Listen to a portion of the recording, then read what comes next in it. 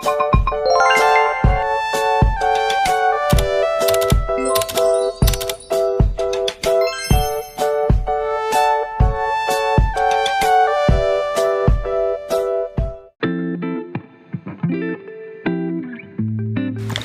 teman-teman, apa kabar? Semoga sehat semua ya. Selamat datang di channel YouTube Nirwana.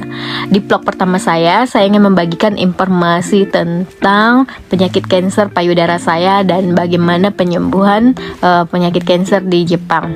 Dan sekilas tentang saya, nama saya Nirwana Dwi Surbakti. Saya berumur 37 tahun dan saya sudah menikah dengan orang Jepang dan memiliki anak satu. Dan kenapa saya membuat YouTube channel ini? Ada 3 alasan. Pertama, alasannya ingin membagikan informasi kepada teman-teman yang membutuhkan bagaimana nanti proses penyembuhan kanker payudara saya, dan bagaimana kemoterapinya, dan bagaimana medikalnya, dan masalah bahasa antara dokter dan pasien. Alasan kedua yaitu membuat catatan kecil di story saya, karena sebelumnya saya mengira saya akan meninggal, ternyata dokter bicara kalau emang saya bisa sembuh. Dan alasan ketiga untuk mendapatkan tambahan biaya. Semoga video saya teman-teman pada tertarik dan bisa kasih like and share dan subscribe-nya, dan bisa mencapai 1 juta subscribe ya. Alhamdulillah, amin. Semoga dukungannya lebih banyak ya teman-teman, dan saya bisa konsisten untuk memberikan lebih lagi informasi, amin. Nah, saya mau cerita nih basic kenapa saya kemo di Jepang. Pertama, pada bulan Januari 2022 itu saya menyentuh payudara saya ada berbeda, ada benjolan sebesar telur puyuh, dimana saya langsung pergi ke dokter. Di Medan ada 3 dokter untuk saya cek payudara. Dokter pertama itu saya langsung dibiopsi sama dokter tersebut dan hasilnya adalah kista. Dan saya pergi ke dokter kedua. Di sana saya diminta dokter untuk cek lengkap, mulai dari saya darah, jantung, leper, mamografi, biopsi, dan USG.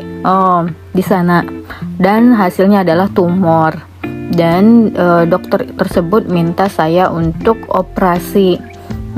Dan dia untuk biaya operasi waktu itu dokter info ke saya sekitar 80 juta ya.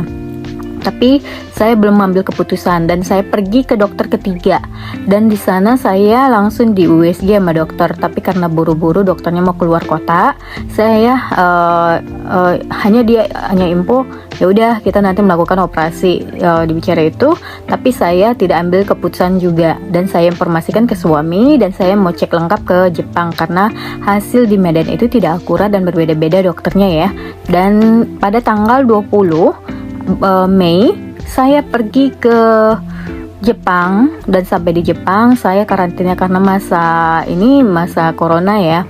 Waktu saya berangkat juga untuk turis itu masih belum bisa masuk Jepang, tapi karena saya istri seorang Jepang, jadi bisa masuk ya pakai visa kunjungan suami gitu. Dan sampai di Jepang kita ada 2 kali pengecekan, dimana ada 1 klinik kanker khusus kanker payudara, dan 2 itu rumah sakit Sapporo ya, rumah sakit sentral. Dimana di klinik ini saya ada 3 kali pengecekan kembali, mulai dari mamografi, USG, dan 1 lagi biopsi untuk pengambilan sampel pada benjolan saya kembali. Udah sakit ya, udah 3 kali saya dibiopsi. Dan hasilnya adalah dokter setelah cek lengkap dan hasil keluar, dokter langsung informasi bahwasanya benjolan itu adalah kanker. Dan setelah divonis kanker, saya langsung sedih, tapi saya harus ikhlas dan saya harus semangat tetap bisa sehat.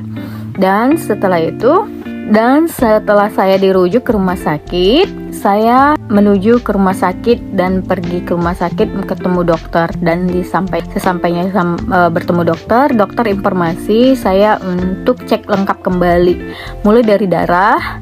Hari pertama itu ada darah, ada urin, ada X-ray, ada CT scan. Dan hari kedua itu ada MRI, ada hari ketiga baru biopsi ya. Hari terakhir itu biopsi untuk pengambilan biopsi saya sudah 4 kali berarti ya. Dan setelah selesai semua, cek lengkap dan hasilnya keluar, dokter informasi bahwasannya si cancer saya itu tidak metastasis, itu tidak menyebar, tapi dia bersifat HRER2 yang positif dan ER yang negatif. Dan ada opsional terapi cancer saya. Pertama itu kemo, setelah kemo itu 6 bulan baru operasi dan penyembuhan. Dan setelah yang satu lagi itu operasi dulu baru kemo penyembuhan lagi. Dan tapi dokter lebih menyarankan kemo baru operasi. Mungkin itu yang terbaik untuk cancer saya, dan kita setuju dengan keputusan dokter. Dan pada tanggal 4 Juli nanti melakukan kemo pertama di rumah sakit. Selama 4 hari saya ada di rumah sakit.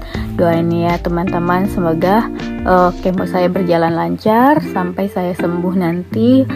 Setelah kemo saya operasi dan sembuh, amin. Dan menjelaskan beberapa tidak detail ya tentang informasi saya. Nanti di video selanjutnya saya akan menjelaskan lebih rinci lagi.